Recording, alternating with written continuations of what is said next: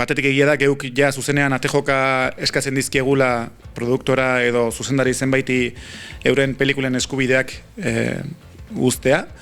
Egia da trukean noski geuk fia bueltan ordaintzen diegu, beraz haientzat kasikia banatzaile bihurtzen gara, berdin Euskadin eta berdin hemendik kanpo ere bai ez Espainia osoan.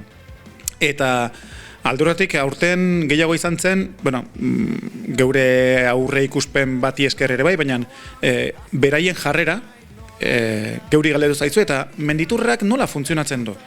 Alegia interesa, menditurra martxan jarri aurretik ja agertzen digula normalean bai ekoiztetxeek eta bai zuzendariek, alegia mundutxo honek, industria honek.